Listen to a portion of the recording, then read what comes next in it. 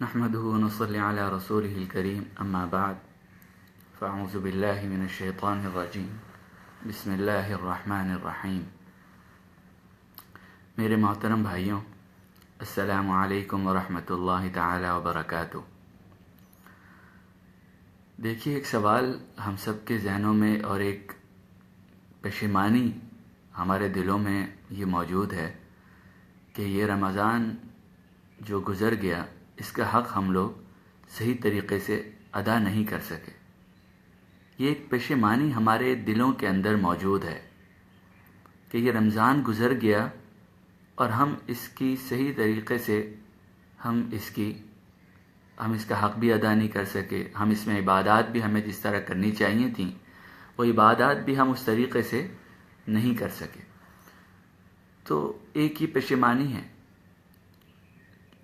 تو اب ہمیں کیا کرنا چاہیے کہ رمضان گزر گیا، ہم تہی دامن ہیں، عمل سے ہمارے ہاتھ اور اعمال خالی ہیں، کوئی چیز ایسی نہیں ہے جو اللہ رب العزت کی بارگاہ میں پیش کرنے کے لائق ہو۔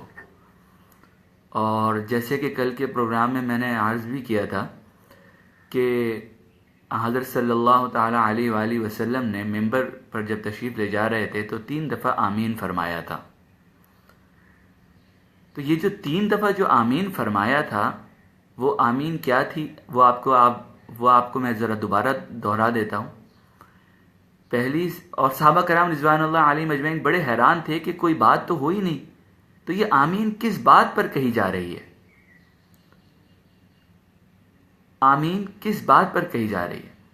تو آپ صلی اللہ تعالیٰ علیہ وآلہ وسلم نے فرمایا کہ آمین، جو صحابہ کرام رضوان اللہ علیہ اجمعین نے سوال کیا تھا، ہوا یہ تھا واقعہ کہ آپ صلی اللہ تعالیٰ علیہ وآلہ وسلم نے جو خطبہ دینے کے لیے تشریف لائے تو پہلی سیڑھی پر قدم رکھا تو فرمایا آمین، دوسری سیڑھی پر قدم رکھا تو بھی فرمایا آمین، تیسری سیڑھی پر قدم رکھا تو پھر فرمایا آمین۔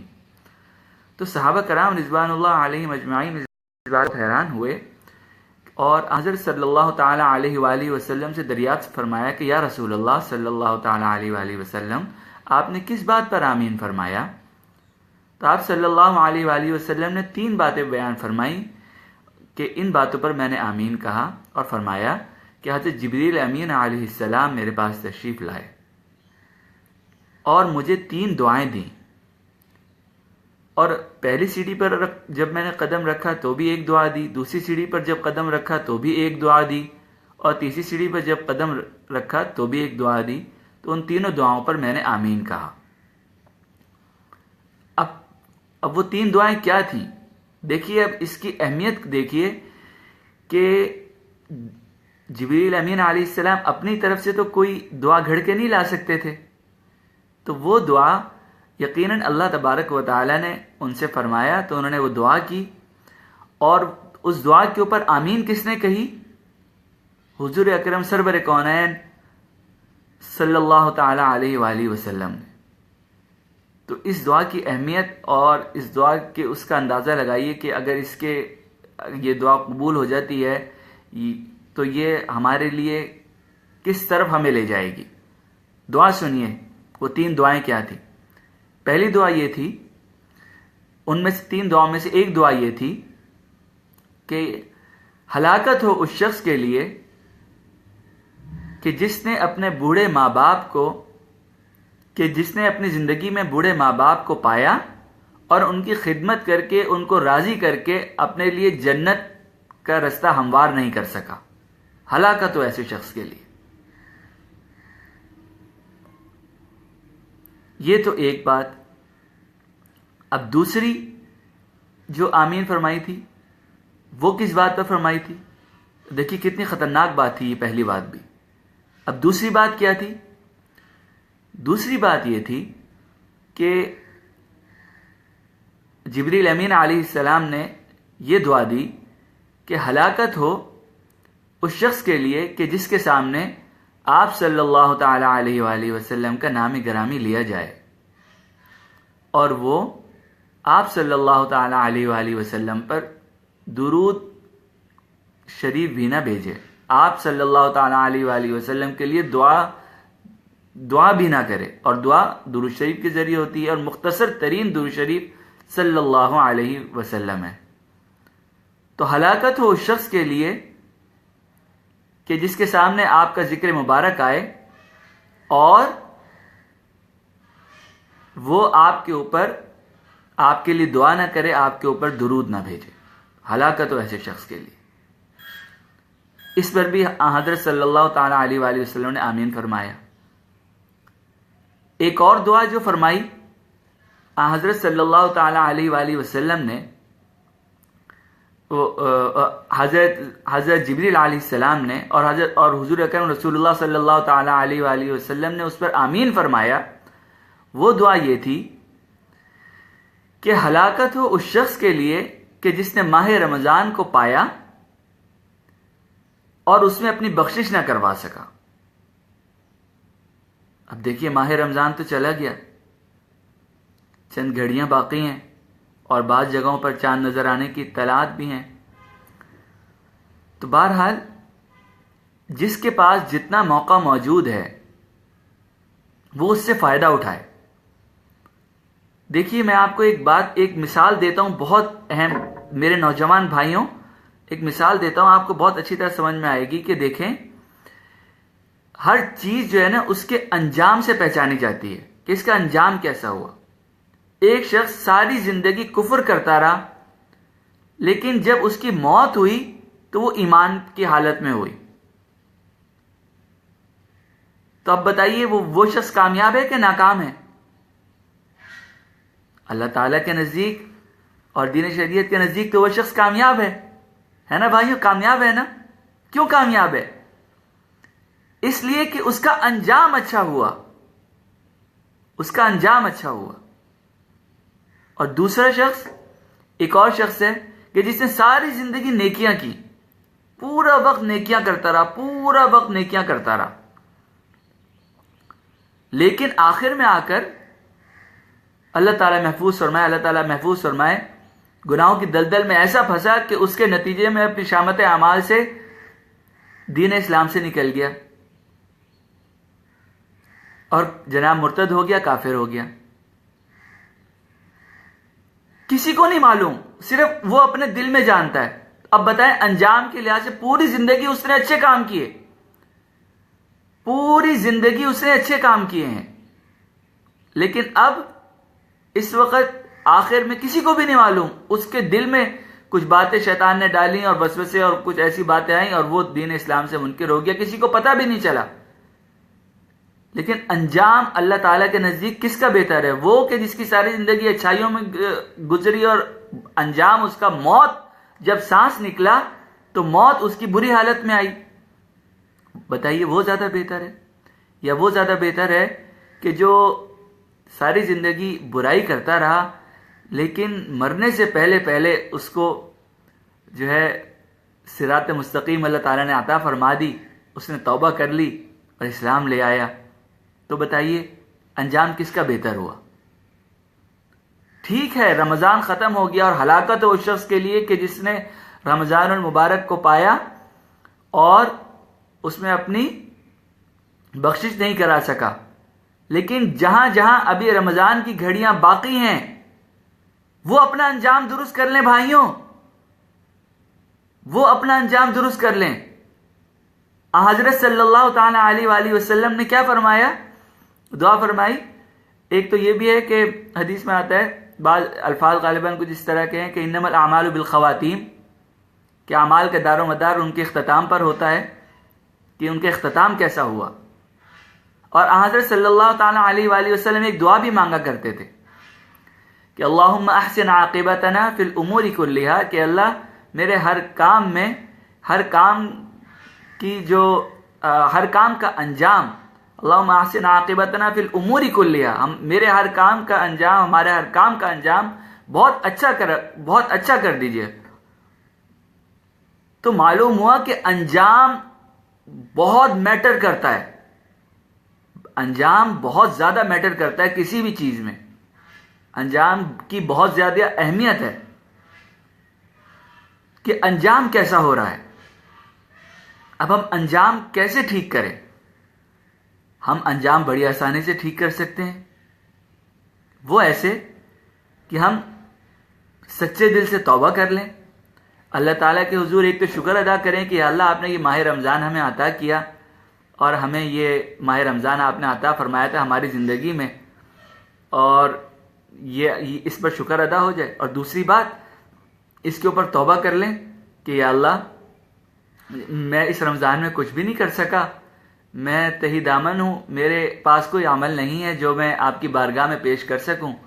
اب یہ آخری لمحات جہاں جہاں چل رہے ہیں تو وہی حضرات دعا کر لیں کہ یا اللہ یہ آخری لمحات رمضان کے چل رہے ہیں، میں ان کو آپ کی اطاعت میں گزاروں گا۔ جیسے ہم سب کی ایک خواہش ہوتی ہے نا بھائی کہ مرتے وقت کلمہ نصیب ہو جائے، انجام اچھا ہو جائے، تو اب یہ رمضان جہاں جہاں پر ابھی مکمل نہیں ہوا، جن علاقوں میں مکمل نہیں ہوا، تو وہاں جہاں جہاں چند گھڑیاں باقی ہیں وہ فوراً اس طرف متوجہ ہو جائیں اور اللہ تعالیٰ کے حضور اپنی بارگاہ میں فوراً معافی تلافی کی طرف آ جائیں، اور اس بات کو یاد رکھیں کہ اس ماہ کا قرآن کریم کے ساتھ ایک خاص رشتہ ہے، ایک خاص تعلق ہے۔ اس ماہ مبارک میں قرآن شریف نازل ہوا تو ہم سب کی جیسے یہ ایک خواہش ہوتی ہے کہ جب ہمارا انجام ہو تو کلمہ طیبہ ہو، ہم بحیثیت مسلمان ہماری یہ خواہش ہوتی ہے، ہر مسلمان کی یہ خواہش ہوتی ہے، تو اس طرح ہماری یہ خواہش ہو اور ہماری یہ کوشش ہو کہ جب ہم اس رمضان المبارک سے نکلیں تو اللہ تعالیٰ کے کلام کو پڑھتے ہوئے اس سے نکلیں۔ جیسے اگر ہماری روح نکلتی ہے ہمارے جسم سے تو ہماری خواہش ہے کہ جناب کلمہ طیبہ ہماری زبان پر جاری ہو، تو اسی طرح ایک انجام کا بہترین طریقہ کیا ہے کہ توبہ استغفار ہو، اللہ تعالیٰ کا شکر ہو کہ یا اللہ یہ مہینہ عطا ہو گیا، اور یہ کہ جب نکل رہے ہوں اس جہاں جہاں یہ رمضان المبارک کی گھڑیاں باقی ہیں نکل رہے ہوں، تو پھر بس جیسے انسان مرتے وقت یہ چاہتا ہے کہ میرے منہ سے کلمہ طیبہ ادا ہو، ویسے آخری وقتوں میں پوری بس کوشش کریں کہ دل کے اندر یہ کیفیت ہو کہ یا اللہ معاف فرما دیجیے، اور قرآن شریف پڑھتے ہوئے اس ماہ مبارک کی چند گھڑیوں سے جو رہ گئی ہیں جن علاقوں میں اس سے ہم لوگ اس حالت میں نکل جائیں، تو انشاءاللہ بہت امید ہے کہ وہ رحیم و کریم ذات ہے۔ وہ انجام دیکھتے ہیں کہ انجام اس نے انجام کیسا کیا، تو یہ بہت ضروری ہے کہ ہم اس چیز کا بہت خیال رکھیں کہ ہمارا انجام اس ماہ رمضان کا انجام بہتر ہو، اس ماہ رمضان کا انجام بہتر ہو۔ بھائی ایک بات تو یہ ہو گئی، دوسری بھی چند باتیں ہیں۔ اب دیکھیے ماہ رمضان ختم ہو رہا ہے، ہم نے اس بات کو تو تہیہ کر لیا کہ جیسے کوئی آدمی مرتا ہوتا ہے تو اس کی خواہش ہوتی ہے کہ اس کے زبان پہ کلمہ طیبہ جاری ہو، تو ہم نے ارادہ کر لیا کہ ہمارے دل میں ہم اللہ تعالیٰ سے معافی مانگ رہے ہوں گے اور زبان سے قرآن شریف پڑھ رہے ہوں گے۔ اچھا ایک اور بات آپ کو بتاؤں کہ اللہ تعالیٰ جو شخص دعا مانگ رہا ہوتا ہے اور ایک شخص وہ ہے جو کہ قرآن شریف پڑھنے کی وجہ سے اس کو دعاؤں کا وقت ہی نہیں ملتا، اپنے لیے مانگنے کا وقت نہیں ملتا، تو اللہ تعالیٰ جو قرآن شریف پڑھنے والا ہوتا ہے اس کو مانگنے والے سے زیادہ عطا فرماتے ہیں، کیونکہ یہ اللہ کا کلام ہے۔ یہ کلام کس کا ہے؟ اللہ تبارک و تعالیٰ کا کلام ہے۔ اس کے اوپر ایک واقعہ یاد آیا، اس سے آپ کو اس کو سمجھنے میں آسانی ہوگی کہ کلام کی اہمیت کیا ہوتی ہے۔ آپ نے عالمگیر بادشاہ کا نام سنا ہے؟ اس کی ایک بیٹی تھی زیب النساء، بڑی ذہین اور فتین خاتون تھیں، اور ذکاوت اللہ تعالیٰ نے ان کو عطا فرمائی تھی۔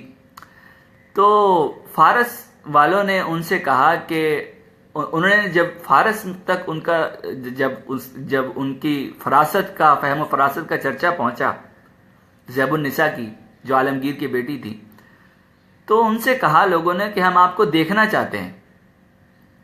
وہ اشعار بھی کہتی تھیں اور اشعار بھی کہتی تھیں، لکھتی بھی تھیں، تو لوگ ان کی باتوں کو پڑھتے تھے، سنتے تھے. تو انہوں نے جب فارس کے لوگوں نے کہا کہ ہم آپ کو دیکھنا چاہتے ہیں، زیب النساء سے، جو عالمگیر بادشاہ کی بیٹی تھی، تو جب اس سے کہا کہ ہم آپ کو دیکھنا چاہتے ہیں، تو اس نے جواب میں کیا کہا؟ اس نے کہا کہ تم مجھے دیکھ نہیں سکتے، میں اس پھول کی طرح ہوں،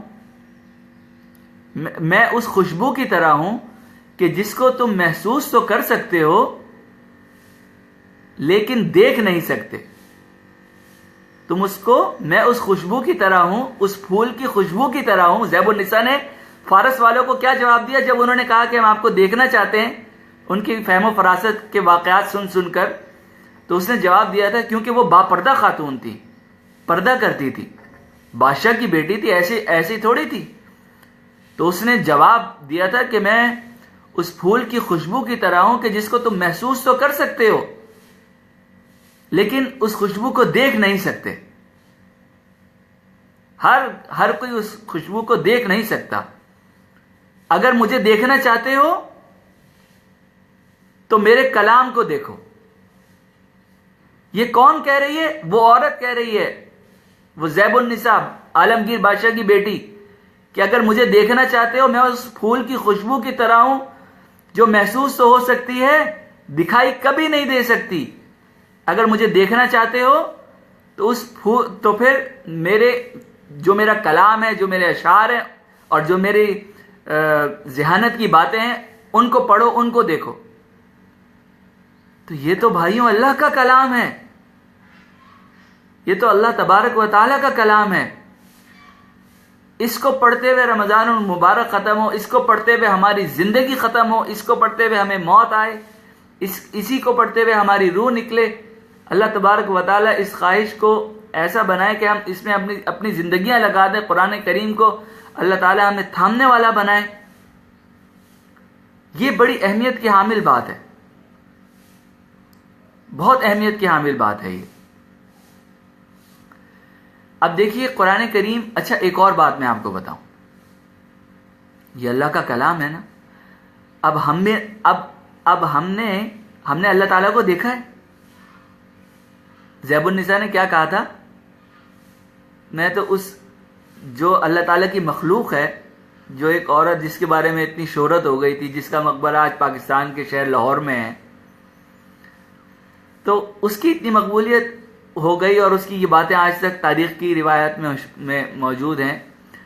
تو اللہ تعالیٰ نے اس نے کیا جواب دیا تھا؟ میں آپ کو بتا چکا کہ میں اس پھول کی خوشبو کی طرح ہوں جس کو تم دیکھ نہیں سکتے، محسوس کر سکتے ہو. اگر مجھے دیکھنا چاہتے ہو تو میرے کلام کو دیکھو اور میرے کلام کو پڑھو. میرے جو اشعار ہیں، میری جو ذہانت کی باتیں ہیں، ان کو پڑھو. تو اب کیا ہم نے اللہ تعالیٰ کو دیکھا ہے بھائیوں؟ میں نے اور آپ نے تو اللہ تعالیٰ کو نہیں دیکھا. نہ میں نے دیکھا ہے اللہ تعالیٰ کو، نہ آپ نے دیکھا ہے. تو ہمیں یہ جو آنکھیں دی گئی ہیں، یہ ابھی ایک جگہ بات ہو رہی تھی. کل میں ایک جگہ تکمیل قرآن میں مجھے وہاں پر میں وہاں گیا ہوا تھا، تو وہاں پہ بھی یہ بات ہو رہی تھی. تو بڑی عجیب کہ یہ جو دیکھیں قرآن کریم میں ہم نے بھی اللہ تعالیٰ کو نہیں دیکھا، تو ہمیں یہ جو آنکھیں ہیں، ان آنکھوں کے ذریعے ہم اللہ کے کلام کو تو دیکھ سکتے ہیں. زیب النساء کا واقعہ آپ کو بھی میں سنا چکا، جو عالمگیر کی بیٹی تھی، با پردہ تھی، کہ اس نے جو کہا تھا کہ میں اس پھول کی خوشبو کی طرح ہوں جس کو محسوس تو کیا جا سکتا ہے، دیکھا نہیں جا سکتا. تو ہم نے بھی اس اللہ تعالیٰ کی ذات باری تعالیٰ کو دیکھا تو نہیں، لیکن ایمان ہے. تو ہم نے، اگر ہم ان کو دیکھنا چاہتے ہیں تو اللہ تعالیٰ نے یہ آنکھیں عطا کی ہیں. قرآن کریم دیکھ لیں بھائی. کیوں بھائی؟ نوجوانوں، بھائیوں، کیا خیال ہے؟ اب دیکھیے قرآن کریم میں کیا آتا ہے. اعوذ باللہ من الشیطان الرجیم، بسم اللہ الرحمن الرحیم. ومن اعرض عن ذکری فإن له معیشة ضنکا ونحشره یوم القیامة اعمى قال رب لم حشرتنی اعمى وقد كنت بصیرا قال كذلك أتتك آياتنا فنسيتها وكذلك اليوم تنسى. صدق اللہ مولانا العظیم. دیکھیے اس میں ایک آدمی کا ذکر ہے کہ جس کے بارے میں یہ آتا ہے کہ اس نے اللہ تعالیٰ کے کلام سے منہ موڑ لیا. اس نے اللہ تعالیٰ کے کلام سے منہ موڑ لیا تو اللہ تعالیٰ فرماتے ہیں کہ جس نے میرے کلام سے منہ موڑا میں اس کی زندگی تنگ کر دوں گا.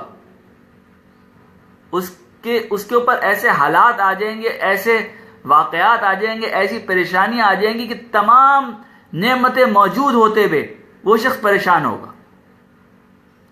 اس کے پاس ہر چیز آپ موجود دیکھیں گے, آپ کو دیکھنے میں وہ شخص ارب پتی کھرب پتی دکھائی دے رہا ہوگا, لیکن وہ شخص شدید پریشان ہوگا. آپ یورپ میں دیکھ لیں خودکشیاں ہو رہی ہیں, اور آپ دنیا کے کتنے ممالک میں دیکھ لیں لوگ پریشان ہو کہ جناب خودکشیاں کرتے ہیں. ان کے پاس کسی چیز کی کمی ہوتی ہے؟ حرص و ہوس کے تمام راستے چوپٹ کھلے ہوئے ہیں, لیکن دل کا اطمینان نہیں ہے, مضطرب ہیں, پریشان ہیں. تو وہ تو اللہ تعالیٰ نے کہہ دیا کہ الا بذکر اللہ تطمئن القلوب, کہ دلوں کا اطمینان تو اللہ تعالیٰ کی یاد میں ہے بھائی. تو بھائیوں, ہماری جو آج کل پریشانیاں نا, ہم لوگ کہتے ہیں فلاں آدمی پریشان ہے, میں اس معاملے میں پریشان ہوں.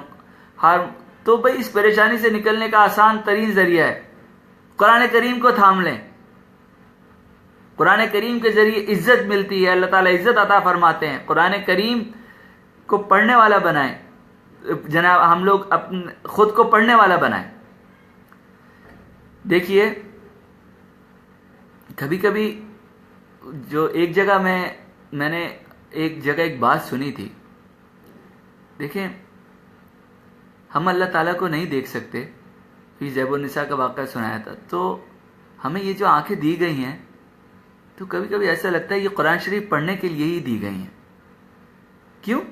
دیکھیں آگے کیا آ رہا ہے کہ اللہ تعالیٰ فرمانا ہے کہ جس نے میرے ذکر سے اعراض کیا تو میں اس کے اوپر اس کی زندگی کو تنگ کر دوں گا, اور آخرت میں اس کو اندھا اٹھاؤں گا. کیونکہ اس نے میرے ذکر سے اعراض کیا ہے تو زندگی بھی تنگ ہوگی, اور قیامت کے دن اندھا اٹھایا جائے گا. اور وہ کہے گا کہ یا اللہ میں اندھا کیوں ہوں؟ تو دنیا میں اس نے کیا کیا تھا؟ اللہ تعالیٰ کے ذکر سے اعراض کیا تھا. تو بھائیوں یہ آنکھیں اللہ تعالیٰ کی جو نعمت ہے, اس کو قرآن کریم کو دیکھنے میں پڑھنے میں لگائیے. دیکھیے ہم میں سے ہر شخص حافظ نہیں بن سکتا, ہم میں سے ہر شخص حافظ نہیں بن سکتا. صحابہ کرام کے زمانے کا دور لے لیجئے, صحابہ کرام رضوان اللہ علیہم اجمعین کیا سارے کے سارے حافظ تھے؟ نہیں, سارے کے سارے تو حافظ نہیں تھے. بہت سارے لوگ دیکھ کے قرآن شریف پڑھتے تھے, بہت سارے لوگوں کو حفظ بھی تھا, بہت سارے حفاظ بھی تھے, اور بہت سارے لوگ ایسے تھے جو کہ دیکھ کے بھی پڑھتے تھے. تو اچھا, اور پھر آپ وہ دیکھیے کہ جہاں پر یہ ذکر آیا ہے نا کہ قرآن کریم پڑھنے والے کو وہ تاج پہنایا جائے گا, تو وہاں پر قرأ کا لفظ ہے. وہاں پر جو ہے کہ اس کے جو ہے قرآن شریف جو کہ پڑھنے والا ہے اس کے والدین کو تاج پہنایا جائے گا. تو وہاں پہ حفظ کرنے کا ذکر نہیں ہے کہ جو حافظ ہوگا صرف اسی کے والدین کو تاج پہنایا جائے گا, بادشاہ کی طرح سلوک کیا جائے گا اس کے ساتھ جیسا بادشاہوں کے ساتھ سلوک کیا جاتا ہے. نہیں, بلکہ یہ بھی ممکن ہے کہ وہ حافظ نہ ہو, وہ صرف قرآن شریف خوب پڑھنے والا ہو, تو اس کے والدین کا ایسا اعزاز و کرام کیا جائے گا کہ ان کو ایسا تاج پہنایا جائے گا کہ جس کی روشنی جو ہے وہ آپ سب نے یہ سنا ہوا ہوگا کہ جس کی روشنی ایسی ہوگی کہ جیسے ہمارے کمروں میں اور ہمارے اس میں جناب سورج اتر آیا اس سے زیادہ وہ روشن ہوگا. تو اور اس جو پڑھنے والا ہے, جو حافظ بھی نہیں ہے لیکن قرآن شریف بہت پڑھتا تھا, ہر وقت پڑھتا تھا, اس کا کیا مقام اللہ تعالیٰ کے ہاں ہوگا؟ جو اللہ تعالیٰ کا کلام خوب پڑھتا تھا اللہ تعالیٰ کا کلام. تو اس کا کیا مقام ہوگا؟ اب بتائیے ذرا کہ اچھا اب آپ کو ایک اور چیز بتاؤں. دیکھیے قرآن کریم میں تقریباً 6622 یا کچھ آیات ہیں کل ملا کر. تو اس سے کہا جائے گا کہ جناب پڑھتا جا اور چڑھتا جا. جیسے تو دنیا میں آپ دیکھیے، ہم یہاں پر یہ ہوتا ہے نا کہ ہمیں اونچا مقام مل جائے، ہم جو ہے نا فلاں جو ہے وزیر کے ساتھ بیٹھ جائیں، فلاں جناب بڑے آدمی کے ساتھ ہمارے تعلقات ہو جائیں، فلاں مشہور آدمی کے ساتھ میرے تعلقات ہو جائیں، یہ جو ہے نا میرے اس آدمی کے ساتھ میرے اس آدمی کے ساتھ تعلقات ہو جائیں، میرے اس آدمی کے ساتھ تعلقات ہو جائیں. اللہ تعالیٰ محفوظ فرمائے. حب جاہ ہے نا، ہم یہ چاہتے ہیں کہ لوگ ہمیں جناب پہچانیں، اور کیا کہتے ہیں، ہم ایسے لوگوں کے ساتھ رہیں جن کو لوگ جانتے ہیں، جن کو پہچانتے ہیں. تو آج کل کوئی بھی ایرا غیرہ جو کوئی بھی ہے جو جناب میڈیا پر آ گیا، اور جناب اللہ تعالیٰ معاف فرمائے ان کو دین کا علم ہے نہیں ہے، کچھ جانتے ہیں نہیں جانتے، اور یہ کہ مجھ جیسے مطلب بے عمل بھی ہیں کہ عمل کچھ نہیں ہے، میں بھی گناہ گار بندہ ہوں. تو لیکن خواہش کیا ہوتی ہے کہ مشہور آدمی کے ساتھ جڑ جائیں، ہیں بھائی، مشہور آدمی کے ساتھ جڑ جائیں کہ تاکہ ذرا ہم بھی نمایاں ہوں، ہم بھی ذرا نظر آ جائیں. تو بات کیا ہے بھائی کہ قرآن کریم سے جڑ جاؤ تو ہر جگہ نمایاں ہو جائیں گے ہم. صرف قرآن کریم سے جڑنے کی دیر ہے، ہر جگہ ہم نے نمایاں ہو جانا ہے. کیونکہ قرآن کریم سے جڑنے کا مطلب کیا ہے کہ ہم اللہ تبارک و تعالیٰ کے ساتھ جڑ گئے. یہ دیکھیے نا، جتنی بھی جناب یہ جو پارٹیز ہوتی ہیں، جو کیا کہتے ہیں، جو کہ الیکشن لڑتی ہیں پوری دنیا کے اندر، ان کے سربراہان کے ساتھ ہر کوئی تصویر کھنچانے کی کوشش کرتا ہے. اسی طرح جو اللہ تعالیٰ وہ جو ہے معاف فرمائے کہ جو ہمارے میڈیا کے جو مشہور لوگ ہیں، اور کچھ چاہے وہ کسی اچھے مقصد سے وابستہ ہوں تو بہت اچھی بات ہے، ان کے ساتھ تو مطلب جو بھی اچھے لوگ ہیں. اور اگر کوئی ایسے لوگ ہیں جو کسی اللہ تعالیٰ محفوظ فرمائے کسی گناہ کے کام سے وابستہ ہیں، تب بھی لوگ ان کے ساتھ ملنے میں اور تصویر کھنچوانے میں، اور ان کے ساتھ وہ چاہت ہوتی ہے ان کی کہ ہم ان کے ساتھ ملیں. اور ان کے ساتھ آج کل تو سیلفیوں کا ایک زمانہ چل پڑا ہے ہم نوجوانوں میں، کہ جناب ہر وقت موبائل ہاتھ میں سیلفی لے لی، اور جناب فلاں کو سینڈ کر دی، فلاں کو سینڈ کر دی کہ میں نے جو ہے فلاں کے ساتھ میں نے تصویر کھنچوائی، میں فلاں کے ساتھ تھا. تو خود کو بھی پراؤڈ فیل ہوتا ہے. ارے بھائی کچھ اور بھی تو سوچو. ہم نے اگر اپنے آپ کو بنانا ہے تو کیا ہم اللہ تعالیٰ کے ساتھ نہ جڑیں؟ ہم نے اپنے آپ کو اونچا کرنا ہے تو کیا ہم اللہ تعالیٰ کے ساتھ نہ جڑیں؟ اس سے زیادہ بڑی ذات کوئی اور ہو سکتی ہے؟ اور اللہ تعالیٰ کے ساتھ جڑنے کا واحد ذریعہ کیا ہے؟ قرآن کریم کے ساتھ جوڑا جائے. قرآن کریم کے ساتھ جڑیں گے تو اللہ تعالیٰ کے ساتھ جڑ جائیں گے. نماز اس کے بغیر نہیں ہو سکتی. کوئی عبادت نماز جیسی اہم عبادت اس کے بغیر ہو ہی نہیں سکتی، کیونکہ یہ اللہ کا کلام ہے. ایمان لانے کے بعد آپ کو سب سے پہلے کیا ہے کہ قرآن شریف سیکھنا پڑے گا، کیونکہ اس کے بغیر آپ نماز ہی نہیں پڑھ سکتے. قرآن شریف پڑھنا آنا چاہیے. تو قرآن کریم کی اہمیت بہت بہت بہت زیادہ ہے.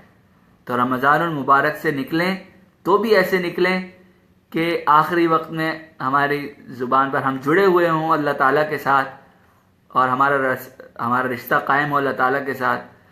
ہم میں سے ہر کوئی چاہتا ہے کہ جب ہماری روح اور جسم کا رشتہ منقطع ہو تو ہماری زبان پہ کلمہ جاری ہو. تو ویسے ہی جب جن علاقوں میں اب رمضان کی چند گھڑیاں رہ گئی ہیں، وہ کوشش کریں ہم سب بھائی اور ہم لوگ کہ ہم لوگ جب ہم اس ماہ رمضان المبارک سے نکلیں، جن علاقوں میں ابھی باقی ہے وقت، گھڑیاں باقی ہیں، کہ ہم نکلیں تو ہماری زبان پر یہ کلام اللہ جاری ہو، اور ہم یہ جو ہے کلام اللہ سے جڑے ہوئے ہوں. ہم اس کلام اللہ سے جڑیں گے تو ہم لوگ خود بخود اونچے ہو جائیں گے، ہماری پریشانیاں خود بخود دور ہو جائیں گی. جو لوگ اکابرین اور علماء کرام سے آپ لوگ سنتے ہوں گے کہ لوگ کہتے ہیں کہ بھائی جو ہے قرآن کریم کو تھام لو، قرآن کریم کو تھامنے والے بنو. کیوں کہتے ہیں؟ ارے بھائی اس میں میری اور آپ کی کامیابی ہے. میری کامیابی بھی اسی میں ہے کہ میں قرآن کریم سے جڑا رہوں. آپ کی کامیابی بھی اسی میں ہے کہ آپ بھی قرآن کریم سے جڑے رہیں، پریشانیاں ہماری دور ہوں.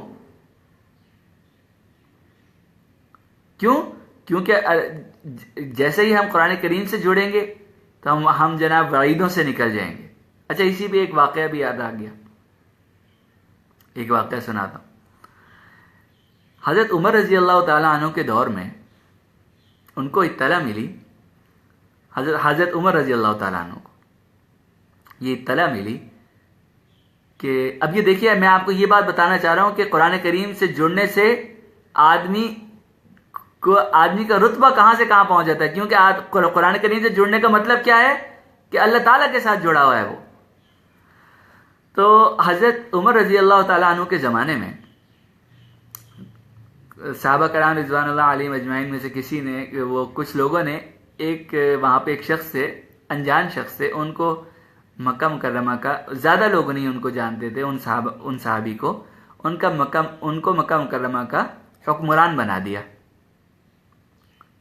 تو جب ان کو مکہ مکرمہ کا حکمران بنایا تو حضرت عمر رضی اللہ تعالیٰ عنہ نے پوچھا کہ بھائی تم نے میری مملکت کے فلاں علاقے میں، اور وہ بھی کیا کہتے ہیں مکہ مکرمہ جیسے شہر میں، ان کو کیا سوچ کر تم نے حاکم بنایا، اور کیا سوچ کر تم نے ان کو عہدہ دیا. تو صحابہ کرام رضوان اللہ علیہم اجمعین جانتے تھے کہ حضرت عمر رضی اللہ تعالیٰ عنہ جو ہے بہت فہم و فراست والے تھے، اور بہت اللہ تعالیٰ نے ان کو بڑا مقام عطا فرمایا تھا. اور حضرت صلی اللہ علیہ وسلم کا فرمان بھی آپ کو یاد ہوگا کہ اگر میرے بعد کوئی نبی ہوتا تو حضرت عمر رضی اللہ تعالیٰ عنہ کے بارے میں. تو اب وہ جب حضرت عمر رضی اللہ تعالیٰ عنہ نے پوچھا تو اب ان کا جواب سنیے ذرا. وہ بھی جانتے تھے کہ ہمیں کیا کرنا ہے، تو اس لیے انہوں نے کہا کہ حضرت عمر رضی اللہ تعالیٰ عنہ کو بتایا کہ یا امیر المومنین، ہم نے ان کو اس لیے امام بنایا، ان کو اس لیے ہم نے حاکم بنایا، یا اس لیے ہم نے ان کو یہ عہدہ دیا کیونکہ یہ قرآن کریم بہت اچھا پڑھتے ہیں. کیونکہ یہ قرآن کریم بہت اچھا پڑھتے ہیں، قرآن کریم پڑھنے والے ہیں. اب دیکھیے ذرا، قرآن کریم سے جڑے اور اللہ تعالیٰ نے مقام اونچا کر دیا. یہ تو دنیاوی معاملات ہیں بھائیوں، دنیاوی معاملات. یہ باتیں تو دنیاوی معاملات کی ہیں. کہاں دنیاوی معاملات میں ہم قرآن سے جڑے اور جناب دیکھیں مرتبہ اونچا ہونا شروع ہو گیا. حضرت عمر رضی اللہ تعالیٰ عنہ کو وہ صحابہ کرام رضوان اللہ علیہم اجمعین نے کیا جواب دے رہے ہیں کہ یہ ہم نے ان کو اس لیے حاکم بنایا، ہم نے اس لیے ان کو یہ عہدہ دیا کیونکہ یہ قرآن شریف بہت شاندار پڑھتے ہیں، قرآن شریف بہت پڑھتے ہیں. تو آپ یہ دیکھیے کہ قرآن کریم سے جڑتے ہی اللہ تعالیٰ نے جو ہے آدمی کو دنیا کے اندر بھی شرف قبولیت بخشا اور اس کی عزت فرمائی. تو جو شخص ہم میں سے یاد رکھیے، جو شخص ہم میں سے قرآن کریم سے جڑے گا وہ عزت پائے گا، دنیا میں بھی آخرت میں بھی.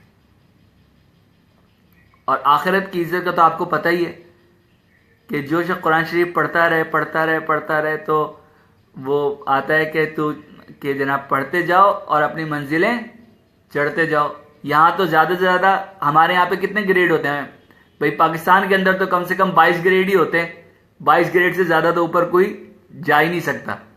تو بس 22 گریڈ ہوتے ہیں، اس کے علاوہ تو اس سے آگے ہم نہیں جا سکتے. تو بھائیوں، اور آخرت میں کیا ہے کہ آخرت کے درجات کا کوئی پتہ نہیں ہے، لیکن اتنا پتہ ہے کہ قرآن کریم کی جو آیات ہیں وہ 6600 کچھ آیات ہیں. اور یہ کہا جائے گا پڑھنے والے سے کہ پڑھتے جاؤ اور چڑھتے جاؤ. تو جناب جناب پڑھتا جائے گا جیسے جناب دنیا میں پڑھتا تھا اور چڑھتا جائے گا۔ تو قرآن کریم پڑھنے اور پڑھانے والے ہم بنیں، قرآن کریم سے جڑنے والے بنیں، ہمارے تمام مسائل دنیاوی ہوں یا اخروی ہوں حل ہو جائیں گے۔ جیسے میں نے عرض کیا نا کہ اللہ تعالیٰ، ایک شخص وہ ہے جو کہ بہت دعائیں کرتا ہے، یعنی فرائض و عبادات کرنے کے بعد بہت دعائیں کرتا ہے، اور دوسرا شخص وہ ہے کہ جس کو قرآن شریف وہ اتنا زیادہ پڑھتا ہے کہ اس کو دعا مانگنے کا وقت نہیں مل پاتا۔ تو اب جس کو دعا مانگنے کا وقت نہیں مل پا رہا، اس کے باوجود بھی وہ جناب قرآن کریم جو ہے مسلسل پڑھے جا رہا ہے، تو اللہ تعالیٰ اس کو مانگنے والے سے زیادہ عطا فرمائیں گے۔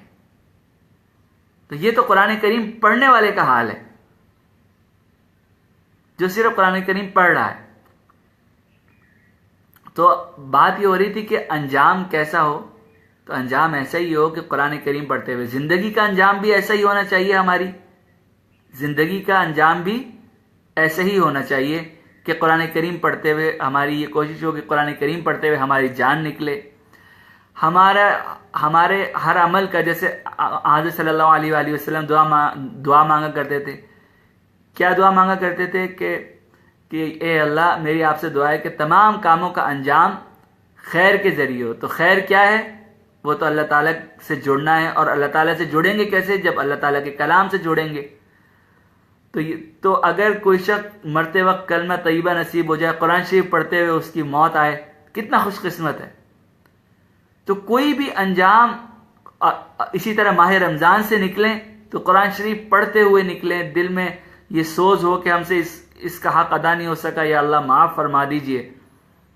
تو یہ انجام ہر چیز میں ہم قرآن شریف، اچھا اسی طرح دن کا ہمارے اختتام ہے تو قرآن شریف کے ساتھ ہو، ہماری صبح ہو تو قرآن شریف کے ساتھ ہو، اور وہ ہوتی ہے۔ دیکھیں نماز فجر جو ہے وہ قرآن شریف کے بغیر مکمل ہو سکتی ہے؟ نہیں ہو سکتی۔ اچھا کل میں آپ کو اس پہ ایک عجیب بات بتاؤں، جہاں میں گیا تھا، وہاں پر ایک اور صاحب نے مجھے ایک بچے سے ملوایا، وہ تقریباً کوئی 8 مجھے عمر اس کی صحیح وہ نہیں، میں اس سے پوچھ نہیں سکا، غالباً یعنی 13-14 سال سے زیادہ کا بچہ نہیں تھا، وہ پتلا دبلا سا بچہ، اور اس کے اندر ایمانی پاور اور ایمانی طاقت آپ دیکھیے کتنی زیادہ تھی کہ اس نے 1 سال سے زائد ہو گیا، وہاں کے لوگ بتا رہے تھے مسجد والے، 1 سال سے زائد ہو گیا، اس نے باقی نمازیں تو کجا دور کی بات، فجر کی نماز آج تک اس کی قضا نہیں ہوئی۔ فجر کی نماز اس بچے کی قضا نہیں ہوئی، اور وہ بچہ کوئی مدارس میں پڑھنے والا نہیں، مدرسے میں پڑھنے والا نہیں، میری طرح کسی جناب وہ جو مدرسے سے فارغ نہیں، کسی جناب کیا کہتے ہیں وہ جو دینی یونیورسٹی سے فارغ نہیں، وہ اسکول کالج میں پڑھنے والا، وہ اسکول میں پڑھنے والا بچہ ہے، لیکن والدین نے کیا خوش قسمت والدین ہیں وہ، واقعی انہوں نے کیا تربیت کی اس بچے کی، کہ اب مجھے وہ بتا رہے تھے کہ اب وہ اپنے والدین کو اٹھاتا ہے، فجر کے لیے اپنے والدین کو اٹھاتا ہے، اور باقی گھر والوں کو وہ جگاتا ہے فجر کے لیے۔ ایسا نمازوں کا اس کا اہتمام ہے۔ تو بھائی بات کیا ہے؟ ہم بات یہ کر رہے تھے کہ قرآن کریم سے جوڑیں، انجام ہر لحاظ سے اچھا رکھنا چاہتے ہیں، زندگی کا انجام اچھا رکھنا چاہتے ہیں، تو انجام اسی چیز پر ہوتا ہے کہ جس میں آدمی کی زندگی گزری ہوتی ہے۔ تو آپ کوشش کریں کہ قرآن کریم کو ہم اپنا زندگی کا حصہ بنائیں، تاکہ مرتے وقت بھی ہماری زبان پر کلمہ طیبہ اور قرآن کریم جاری ہو۔ اور جناب انجام اچھا، جس چیز کا انجام اچھا ہوتا ہے، جیسے میں نے بالکل اس بیان کے شروع میں نے عرض کیا تھا کہ کوئی آدمی مرنے والا ہوتا ہے تو اس کی اگر ایک آدمی وہ ہے کہ جس کی ساری زندگی گناہوں میں گزری، نعوذ باللہ من ذالک، یا یہ کہ کفر میں گزری، اور آخری وقت میں اللہ تعالیٰ نے ہدایت دے دی اور کلمہ نصیب ہو گیا، تو اب اس کا انجام اچھا ہو گیا، تو اس کے بارے میں اب کیا بات ہے کہ کامیابی اس کا مقدر ہے انشاءاللہ تعالی، انشاءاللہ تعالی۔ تو اسی طرح اب جن علاقوں میں ابھی ہماری جان بھی باقی ہے اور بعض علاقوں میں ابھی رمضان بھی باقی ہے، تو ہماری جان بھی اسی حالت میں نکلے اور ہمارا رمضان بھی اسی حالت میں نکلے کہ ہم جو ہے اللہ تعالیٰ سے جڑے ہوئے ہوں، اور اللہ تعالیٰ سے جڑنے کا طریقہ کیا ہے کہ ہم کلام اللہ سے جڑے ہوئے ہوں، کلام اللہ پڑھ رہے ہوں، اسی حالت میں ہماری جان نکلے، اسی حالت میں یہ ماہ رمضان المبارک تمام ہو۔ عصر کے بعد سے بیٹھ جائیں کہ جناب عصر کے بعد سے ہم نے کوئی اور کام نہیں کرنا سوائے اس کے کہ ہم قرآن کریم کریں، اور دل میں اس نیت کے ساتھ کہ اللہ اس ماہ رمضان کا کوئی حق ہم سے ادا نہیں ہو سکا، نہ قرآن شریف کا، نہ جناب نمازوں کا، نہ جناب روزوں کا، کسی چیز کا، لیکن یا اللہ پاک آپ معاف فرما دیجئے، اور میں آخری وقت میں اپنی کوشش کر رہا ہوں، یا اللہ پاک مجھے محروم نہ فرمائیے۔ تو بھائیوں اتنا تو ہم کر سکتے ہیں، تو میں اور آپ ہم لوگ یہ کام کریں اور کوشش کریں کہ ہمارا انجام اچھا ہو، ہمارا انجام اچھا ہو۔ اور دیکھیے انجام جو ہے نا وہ صرف اسی پر نہیں ہوگا، بلکہ یہ جو عید کی جو اب یہ تو بات ہو گئی، عید آ رہی ہے، آگے عید ہے، کہ بعض علاقوں میں تو آج دنیا کے بعض علاقوں میں آج عید ہے، تو ان سب کو جو ہے بہت بہت مبارک، ماشاءاللہ آپ سب کو عید الفطر مبارک بہت بہت۔ اور جن علاقوں میں ابھی رمضان چل رہا ہے دنیا کے جن حصوں میں، تو وہ جناب رمضان سے فائدہ اٹھائیں، اور جو لوگ عید کے موقع پر ہیں وہ اب بھولے نہیں، یا یہ کہ جو ابھی رمضان میں ہے وہ جب عید کے دن میں داخل ہوں گے، چاند رات میں داخل ہوں گے، تو اب ایسا نہ ہو کہ جناب ابھی رمضان کا انجام ہوا ہے اچھا ہمارا، یعنی جن لوگوں نے قرآن شریف پڑھتے ہوئے اس سے نکل گئے، زندگی کا بھی اختتام نہیں ہوا، اور وہ کسی بھی وقت ہو سکتا ہے، وہ جو ہے کسی کو نہیں معلوم۔ تو اس لیے خدا را گناہوں سے بچیے۔ اچھے طریقے سے رمضان کے اختتام کرنے کا مطلب یہ نہیں ہے کہ رمضان کے اختتام کرتے ہی گناہوں کی طرف جناب چل پڑے اور پہلے سے پروگرام بنائے جائیں، دل کے اندر خیالات ہوں کہ میں جناب فلاں کام بھی کر لوں، میں جناب فلاں کام بھی کر لوں۔ نہیں بھائی نہیں، ایسا نہ کیجیے گا بھائیوں، خدا کے واسطے میں آپ کو ہاتھ جوڑ کے کہتا ہوں ایسا نہ کریے گا، کوئی ایسے پروگرام نہ بنائیے گا۔ یہ شیطان کے ساتھ کشتی ہمیشہ چلنی ہے، نفس شیطان کے ساتھ یہ کشتی جب تک زندگی ہے اس وقت تک ہماری یہ کشتی چلنی ہے۔ وہ ہمیں گناہ کر کے گرائے گا، نا امید نہیں ہونا، فوراً توبہ کر لینا ہے، اور پکی توبہ کرنا ہے کہ میں نے یہ گناہ نہیں کرنا۔ تو آپ نے یہ کام نہیں کیجیے گا کہ جناب اچھے طریقے سے کہ جیسے آدمی موت کے وقت کلمہ طیبہ کے ساتھ اچھے طریقے سے نکل جائے، تو ہم اچھے طریقے سے رمضان سے نکل جائیں، لیکن اس کے بعد پھر جناب آگے جناب فوراً گناہ میں مبتلا ہو جائیں۔ ایسا نہ کیجیے گا، کیونکہ رمضان ختم ہوا ہے، زندگی ابھی ختم نہیں ہوئی، اور زندگی کا کوئی بھروسہ نہیں کہ کس وقت ختم ہو جائے، کس وقت کوئی اللہ تعالیٰ محفوظ فرمائے، کوئی اچانک حادثاتی موت اللہ تعالیٰ ہم سب کو محفوظ فرمائے۔ حضرت صلی اللہ تعالیٰ علیہ وآلہ وسلم نے بھی حادثاتی موت سے، اچانک موت سے پناہ مانگی کہ اس میں توبہ کا وقت بھی نہیں ملتا۔ تو اس لیے بہت احتیاط کے ساتھ زندگی کی گھڑیاں گزاریں، جس طریقے سے رمضان کی آخری گھڑیاں بہت احتیاط کے ساتھ گزار رہے ہیں، اس طرح ہمیں اپنی باقی زندگی بھی بہت احتیاط کے ساتھ گزارنے کی ضرورت ہے، خاص طور پہ ہم جیسے گناہ گاروں کو، مجھ جیسے گناہ گار کو، کہ ہم اپنی زندگی بہت احتیاط کے ساتھ گزاریں۔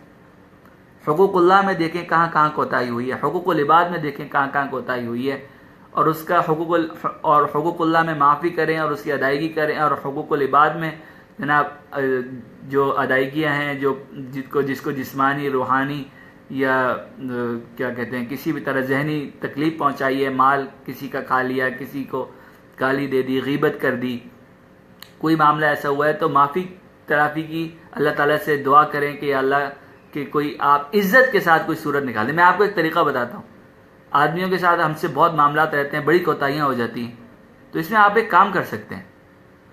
وہ کام کیا کر سکتے ہیں کہ اللہ میاں سے یہی دعا کر لیں کہ یا اللہ میاں یہ لوگوں کے حقوق ہیں، آخرت میں مجھ سے، آپ تو بڑے رحیم و کریم ہیں، میں آپ کے حقوق ادا کرنے کی کوشش بھی کر رہا ہوں، لیکن یہ بندے تو معاف نہیں کریں گے، اور آپ نے بھی یہ فیصلہ کر رکھا ہے کہ یہ میں ان بندوں کے جب تک حقوق معاف نہیں ہوں گے یہ فیصلہ یہ نہیں ہوگا، تو یا اللہ آپ ہی کوئی انتظام فرما دیجیے۔ یہ بات بھی اللہ میاں سے ہی مانگے، اللہ تعالیٰ سے ہی مانگے، اور اللہ تعالیٰ پھر کوئی نہ کوئی راستہ نکالیں گے ایسا کہ انشاءاللہ تعالیٰ وہ حق ادا کر دیں گے، اگر نیت سچی ہوئی۔ شرط کیا ہے کہ نیت سچی ہوئی کہ میں نے اس شخص کو جو تکلیف پہنچائی تھی، یا اس شخص کو جو اذیت دی تھی، یا اس شخص کا کوئی چیز یا کوئی مال یا کوئی یعنی کوئی بھی حق مارا تھا اس کو، تو وہ میں اس کا ازالہ کروں گا۔ اگر نیت سچی ہو اور اللہ تعالیٰ سے دعا کہ یا اللہ مجھے عزت کے ساتھ اور میری اور یہ کہ راحت کے ساتھ عافیت کے ساتھ اس کا یہ حق یہ ادا کروا دیجئے دنیا میں کسی طرح، تو اللہ تعالیٰ انشاءاللہ تعالیٰ ضرور بالضرور، اللہ تعالیٰ ہم سب کی نیتوں کا حال جانتے ہیں، تو ضرور بالضرور اللہ تعالیٰ کوئی نہ کوئی صورت ضرور پیدا فرما دیتے ہیں انشاءاللہ تعالیٰ۔ اور آدمی کی نیت سچی ہو اور ارادہ بھی پختہ ہو اور اس کی کوشش بھی ہو، تو پھر یہ بھی امکان ہے کہ آخرت میں جا کر اللہ تعالیٰ اس شخص کو اتنا عطا فرمائے اپنی رحمت سے کہ اس آدمی کی جان چھوٹ جائے، اس آدمی کو بچانے کے لیے، کیونکہ اس نے دنیا کے اندر کوشش کرتا رہا کہ میں اس سے معافی مانگ لوں، اس کا حق ادا کر دوں، لیکن ہو نہیں سکا دنیا میں کسی بھی وجہ سے، حالات کچھ ایسے ہو گئے جس وجہ سے۔ تو کیا معلوم کہ اللہ تعالیٰ کی رحمت اس بندے کی کوشش اور دعاؤں کو دیکھتے ہوئے کہ اس نے یہ جو ہے بندوں کے حقوق ادا کرنے کی کوشش کرتا رہا، لیکن اس سے ہو نہیں سکے، کمزور تھا، مجھ جیسا کمزور بندہ تھا، اس سے عمل نہیں ہو سکے، اس سے دوسروں کا پورا حق ادا نہیں ہو سکا، کوشش تو اپنی طرف سے کرتا رہا، معافیاں مانگتا رہا، تو کیا معلوم اللہ تعالیٰ وہ جو ہے وہ آخرت میں ایسے شخص کے لیے وہ اس کو دوسرے آدمی کو جس کا حق مارا گیا اس کو راضی کر دیں اور اس شخص کو بچا لیا جائے جس نے جناب حق مارے۔ لیکن شرط پھر وہی ہے کہ یہاں پر سچی کوشش ہو اور سچی لگن ہو اور دل میں پکا ارادہ ہو، نیت ہو۔ غلطی ہو جاتی ہے انسان سے، 10 دفعہ غلطی ہوتی ہے، اس بات سے گھبرانے کی ضرورت نہیں ہے، ہم سب سے غلطیاں ہوتی ہیں، ہم میں سے کوئی ایسا نہیں ہے جو بغیر غلطیوں کے ہو، ہم سب سے غلطیاں ہوتی ہیں۔ تو لیکن ایک بات یاد رکھیے گا کہ حضرت صلی اللہ تعالیٰ علیہ وآلہ وسلم نے یہ بھی فرمایا ہے کہ سب لوگ خطا کار ہیں، سب لوگ خطا کار ہیں، کیونکہ صرف معصوم تو کون ہے؟ صرف اور صرف انبیاء کرام علیہم السلام معصوم ہیں، اس کے علاوہ کوئی معصوم نہیں ہے، یہ تو ہم سب جانتے ہیں، تو سب گناہ گار ہیں۔ تو جب سبھی گناہ گار ہیں تو پھر آگے سنیے کیا فرمایا صلی اللہ تعالیٰ علیہ وآلہ وسلم نے کہ سارے گناہ گار ہیں اور بہترین خطا کار وہ ہیں جو خوب توبہ کرنے والے ہیں، جو خوب کیا ہیں؟ توبہ کرنے والے ہیں۔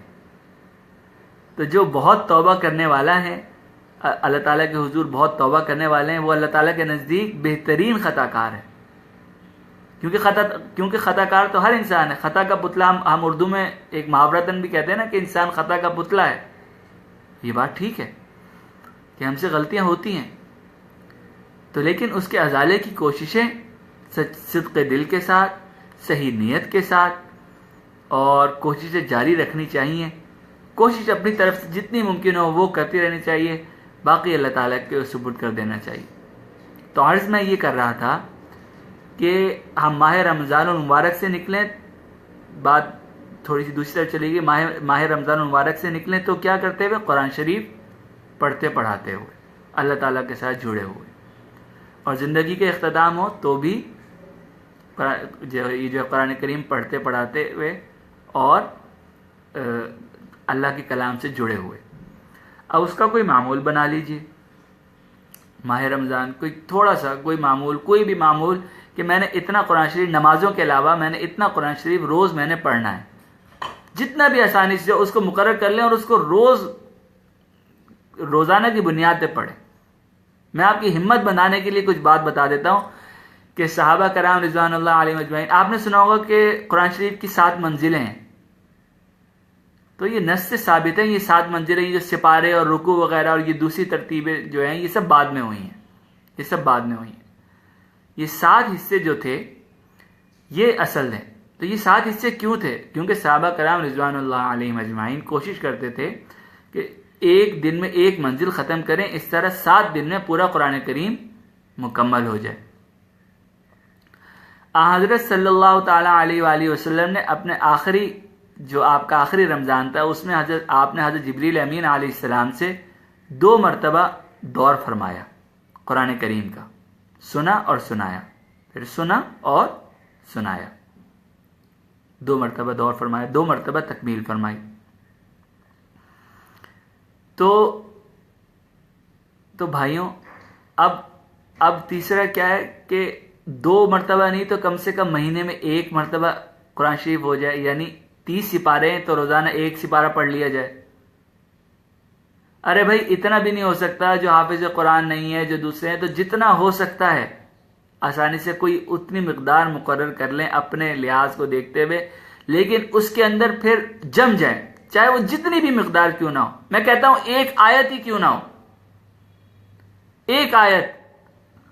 1 آیت ہی کیوں نہ ہو، لیکن اگر اس کے اوپر آپ نے استقامت کے ساتھ جم گئے کہ میں نے روز 1 آیت میں نے اللہ کے کلام میں سے پڑھنی ہے، دیکھ کے پڑھنی ہے، اور اس کو میں نے پڑھنا ہے، اللہ کے کلام کو پڑھنا ہے، اس محبت کے ساتھ آپ ایک آیت کو آپ روز پڑھتے رہے اس عقیدت کے ساتھ، تو انشاءاللہ تعالی نہ صرف یہ کہ مجھے امید ہے اللہ تعالیٰ کی ذات باری تعالیٰ سے کہ آپ کو مزید پڑھنے کی توفیق ملے گی. آہستہ آہستہ وقت گزرنے کے ساتھ ساتھ کچھ عرصے کے بعد اس کو بڑھائی گا، ایک دم نہیں، تھوڑے تھوڑے عرصے کے بعد، چاہے وہ جتنی بھی مقدار ہو، 1 پاؤ ہو، 1 سپارہ ہو، 2 سپارے ہوں، 3 سپارے ہوں، جو بھی مقدار آپ جو ہے متعین کریں.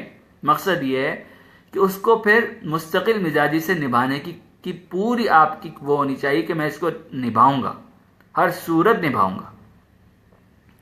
1 رکوع سے شروع کر دیجئے اور اس کے بعد اس کو کچھ عرصے بعد بڑھاتے بڑھاتے 1 سپارے تک تو کم از کم لے جائیے، تاکہ 1 ماہ میں 1 قرآن کریم تو مکمل ہو جائے. یا اس سے بھی زیادہ بڑھا سکتے ہو تو اس سے بھی زیادہ بڑھا لیجیے. تو ایک بات تو یہ تھی. اچھا بھائی، ایک بات جو ہے چاند رات کے حوالے سے کرنا چاہتا ہوں کہ چاند رات آ رہی ہے، صحیح، رمضان سے ہم نکل رہے ہیں، قرآن شریف پڑھتے ہوئے نکل رہے ہیں، تو پہلے سے گناہوں کا منصوبہ نہ بنا لیں. یہ بات نہ ہو کہ پہلے سے جناب دل کے اندر اور یہ وقت ضائع ہو جائے. یہ بڑی ہی خاص رات ہے، بڑی ہی اللہ تعالیٰ اس رات میں بہت پتہ نہیں انگنت لوگوں کو جہنم سے آزادی عطا فرماتے ہیں. اس لیے اگر ہمارا انجام بہتر ہو گیا اور انجام بہتر ہوتے ہی ہم لوگ پھر گناہوں میں لگ گئے اور وہاں پر جہنم سے آزادی کے فیصلے ہو رہے ہیں اور ہم لوگ گناہوں کے اندر لگے ہوئے، تو پھر ہمارا کیا بنے گا؟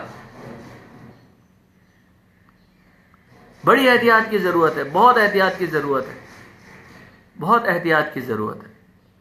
تو یہ چاند رات اور یہ چاند اور پھر عید کا دن، صبح کی نماز، فجر کی نماز، پھر عید کی نماز، ان تمام چیزوں کو ہم لوگ جو ہیں بہت احتیاط کے ساتھ اپنی زندگی کے لمحات کو بہت گن چن کے گزاریں. تو انشاءاللہ تعالی مجھے امید ہے کہ ہم رمضان کا اسی طریقے سے جن علاقوں میں ابھی عید چل رہی ہے وہ اپنا عید کا دن بھی بہت احتیاط سے، خوشیوں کا جو اظہار ہے وہ بھی احتیاط کے ساتھ شریعت کی حدود میں رہتے ہوئے کریں گے، بے لگام نہیں ہوں گے نفس اور شیطان کے ہاتھوں، کیونکہ یہ کشتی چلنی ہے. اگر ہو گئے تو فوراً توبہ کر لیجئے. اور جن علاقوں میں ابھی رمضان کے بابرکت لمحات جن علاقوں میں دنیا کے باقی ہیں ابھی، تو وہ اس کو غنیمت جانیں اور اس ماہ رمضان المبارک کو بہت اچھے طریقے سے، حسن طریقے سے مکمل کریں. قرآن کریم پڑھتے ہوئے جیسے ہماری کوشش ہوتی ہے کہ جان نکلے تو ایسے نکلے کہ جب قرآن کریم اور کلمہ طیبہ ہماری زبان پر جاری ہو. کتنا خوش قسمت ہے. تو اس طرح ہماری جب ہم یہاں سے نکلیں، رمضان المبارک سے باہر جائیں، تو ہم قرآن کریم پڑھتے ہوئے جائیں. چاند رات ہماری قرآن شریف اور دعاؤں میں گزرے، نماز میں گزرے، یا کم سے کم کسی گناہ میں نہ گزرے، سوتے میں گزر جائے.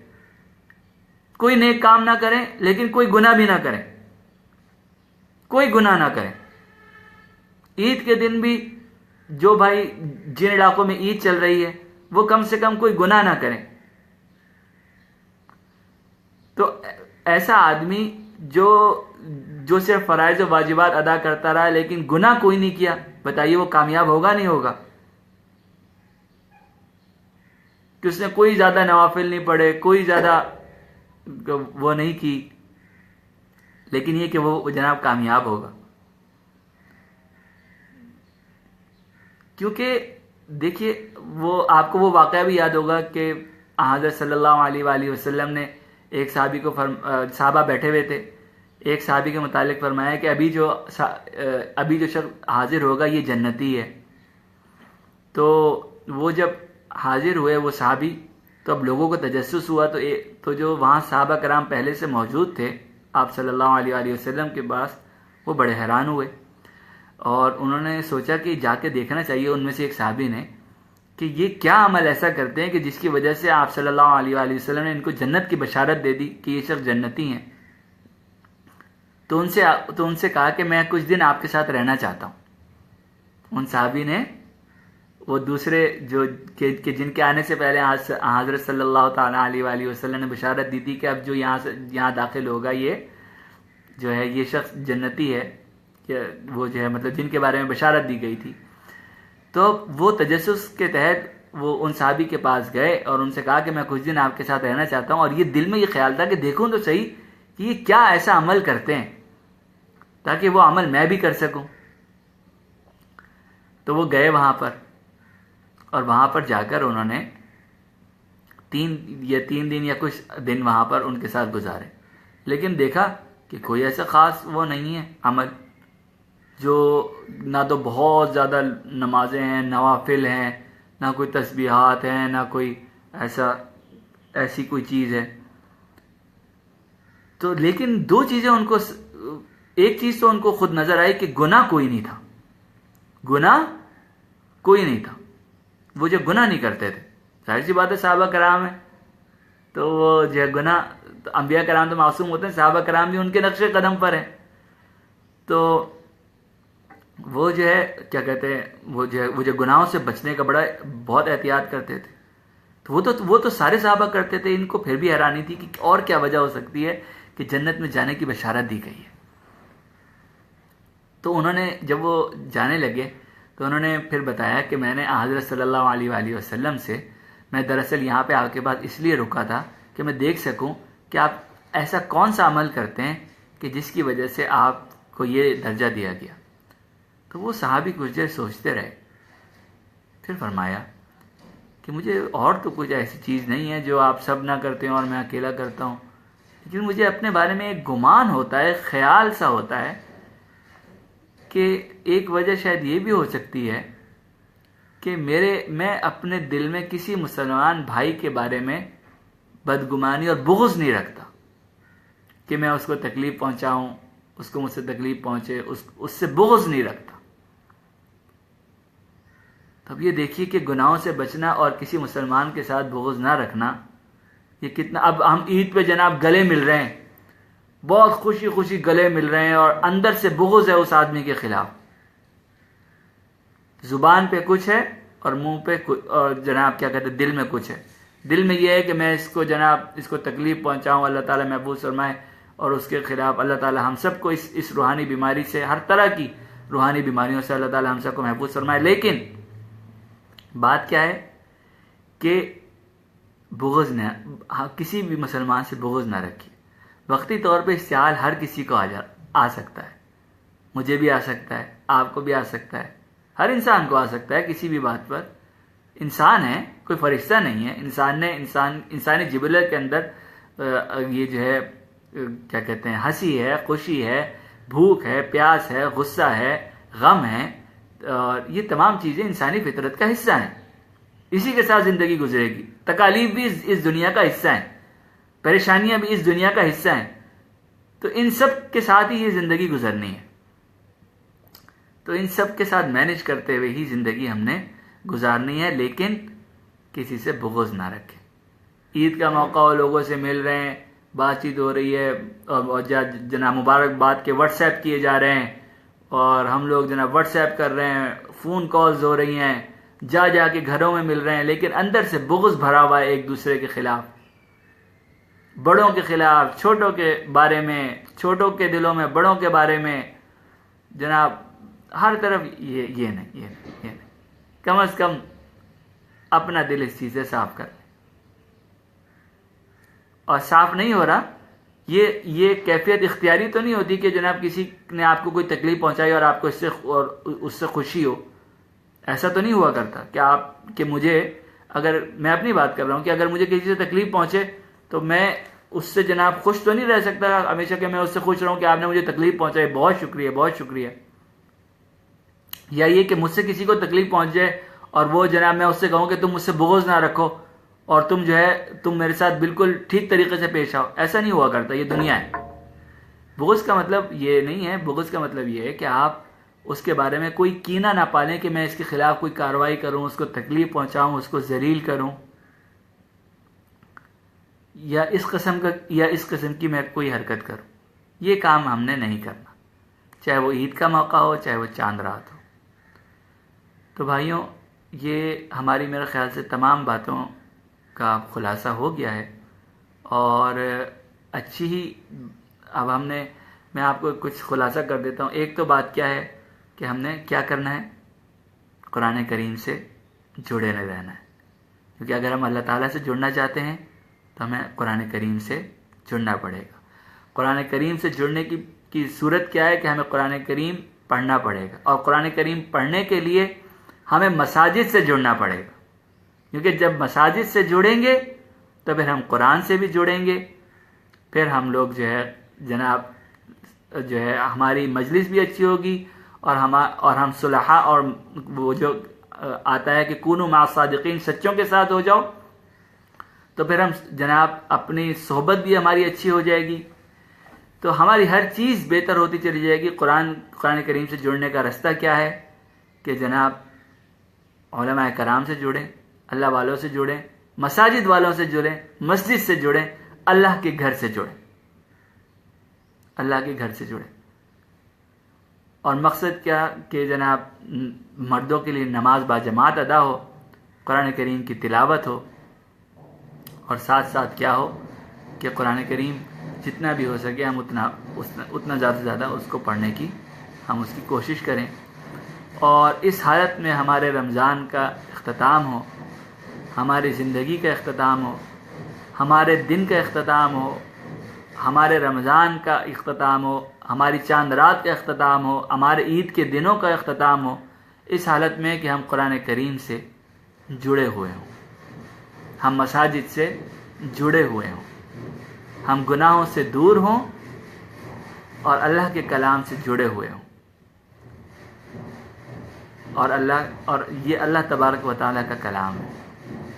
ہم اس سے ماہ رمضان سے نکلیں تو بھی اس سے جڑے ہوئے ہوں، اپنی زندگی سے نکلیں تو بھی اس سے جڑے ہوئے ہوں، چاند رات سے نکلیں تو بھی اس سے جڑے ہوئے ہوں، عید کے دن سے نکلیں تو بھی جڑے ہوئے ہوں. تو ہمارا مقصد حیات اس کلام اللہ سے جڑنا ہو. تو میں نے آپ کو واقعہ سنا دیا حضرت عمر رضی اللہ تعالیٰ عنہ کا بھی کچھ دیر پہلے، کہ یہ قرآن کریم جو ہے اور یہ جو آنکھیں ہمیں آتا ہوئی ہیں، یہ بھی شاید اسی کو دیکھنے کے لیے ہی آتا ہے جناب کی گئی کہ اتنی بڑی یہ نعمت ہے قرآن کریم. اور جو قرآن کریم سے جڑتا ہے اللہ تعالیٰ اس کو اونچا فرماتے ہیں. جو قرآن کریم سے جڑے گا، دیکھنے میں آپ کو وہ چاہے آپ کو جیسا بھی لگ رہا ہو کہ قرآن کریم سے جڑا ہوا ہے کچھ نہیں، لیکن میں نے آپ کو جو ابھی پچھلی باتیں گزری ہیں ان کو ذرا دوبارہ اپنے ذہن میں دہرائیے گا تو آپ کو اندازہ ہو جائے گا کہ کیا بات کیا تھی، کیوں خودکشیاں ہو رہی ہیں وہاں پر، کیوں گناہوں کی دلدل میں ڈوبے ہوئے جناب جو لوگ ڈوبے ہوئے ہیں. خدا نخواستہ اللہ تعالیٰ محفوظ فرمائے. ہے ہر چیز دنیا کی ان کے پاس، ہر آسائش موجود ہے، ہر چیز موجود ہے، لیکن خودکشیاں کر رہے ہیں. تو کیا وجہ ہے؟ کیوں؟ اس لیے کہ بھائی جو قلب کا اطمینان ہے وہ تو اللہ تعالیٰ کے ساتھ جڑنے میں ہے، حضور اکرم صلی اللہ علیہ وآلہ وسلم پر درود شریف بھیجنے میں ہے، اللہ کا کلام پڑھنے میں ہے، مساجد سے جڑنے میں ہے، والدین کی خدمت کرنے میں ہے، اور حقوق اللہ اور حقوق العباد ادا کرنے میں ہے، اللہ تعالیٰ کے ذکر میں ہے. وآخر دعوانا